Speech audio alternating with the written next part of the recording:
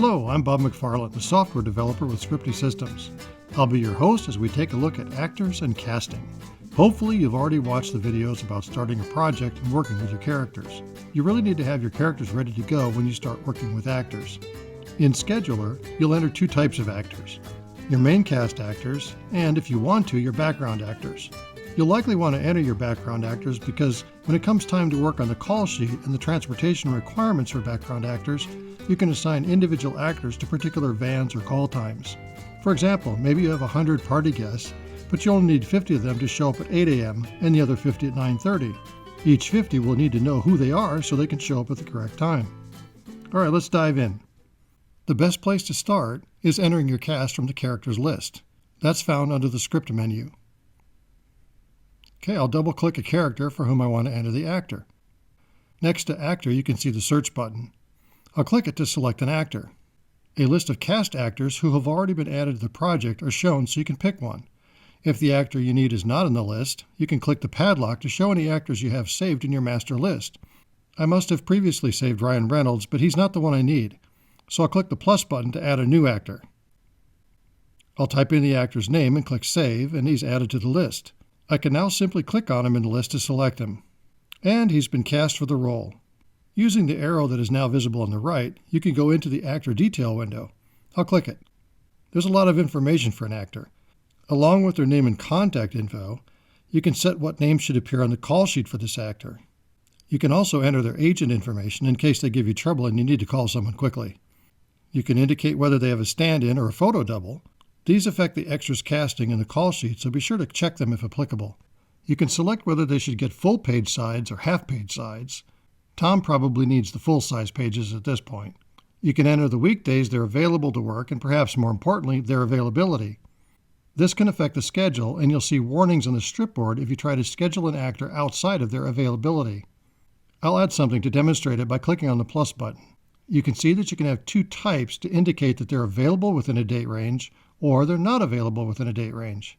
I'll leave it as available. Next, you can check off that the actor is available from any day or a specific date and to any day or a specific date. Let's say Tom is working on a movie and will only be available from January 10th through March 3rd.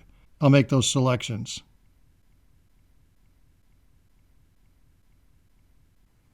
You can also limit the availability further to times of day. Now maybe you can only get the actor from noon to 5 one particular day. You can configure that here as well. I'll just click Save for now. And now we know when Tom is available. Now obviously you can see that you can add multiple entries. Moving on, you can see that you can configure the day out of day settings and how to share project data such as call sheets. And down the center you can see what roles they've been cast in, and if they're a background actor, their extras roles. You can add notes and attachments. Oh, and you can drop their headshot onto the profile in the upper left to put a face to the name. I'll go ahead and do that.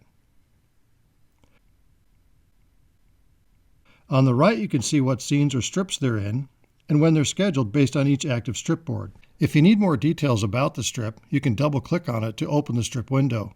If you see a caution sign for a date, that indicates that the actor is not available that day. In case you don't remember, you can hover the mouse over it and see what it means. The locations list shows the list of locations where the actor will need to be in order based on each strip board. If the actual shooting location has been determined, the locations row will have a circled arrow on the right. You can click that to view the location details. If the shooting location has not been set, the set from the applicable scenes will be shown instead, along with a warning symbol to indicate that the location has not yet been determined. And the number you see is the number of shooting days at that location. Okay, I'll close the actor window for now.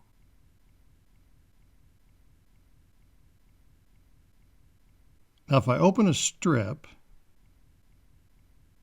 and go to the Characters tab, we can see that the actor has been cast, and we can see that the other actors have not yet been cast.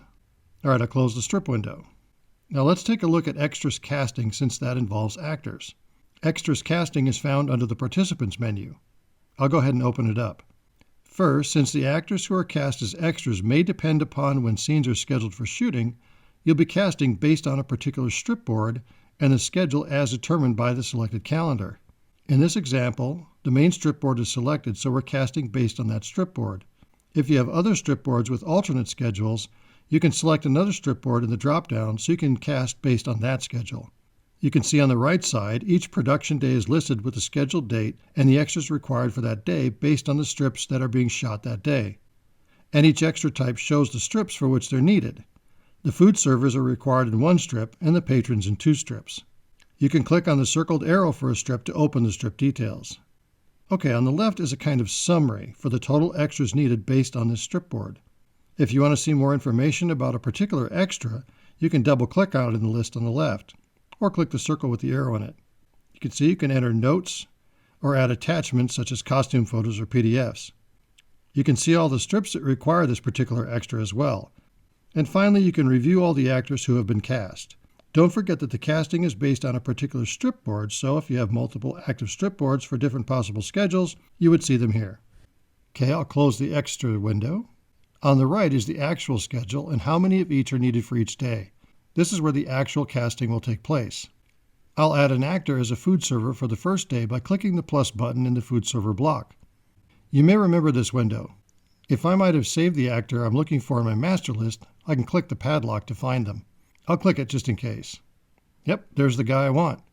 If you don't see the actor you're looking for, you can click the plus button in the upper right to add a new actor.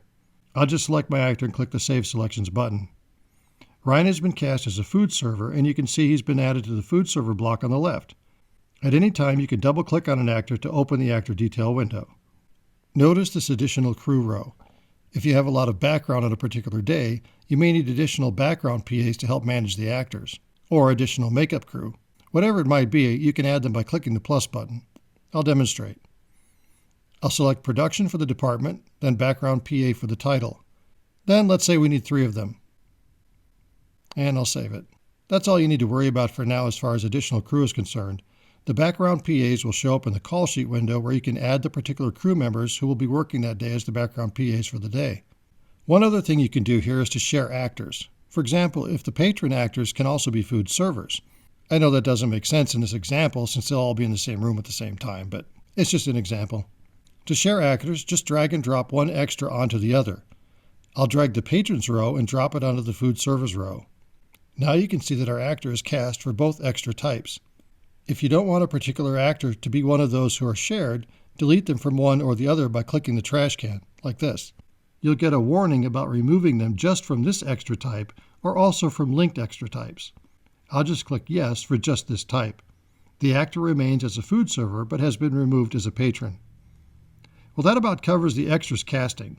The actors you cast and the additional crew you add will all carry over to the call sheet, so don't worry that you're going to have to enter all this info again for the call sheet.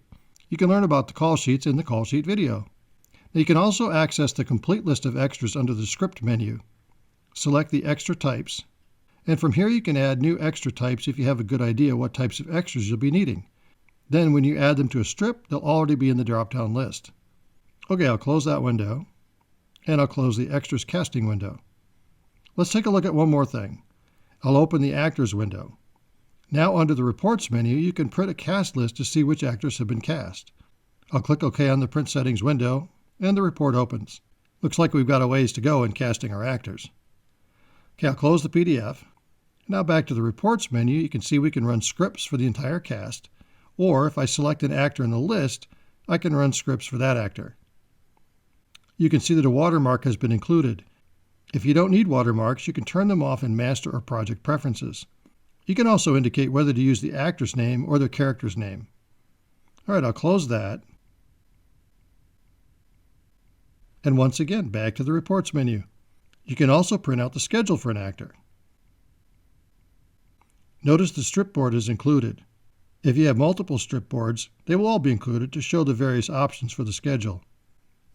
Okay, you should have a good handle on actors and casting. Be sure to check out all the other videos, and I'll see you in the next one.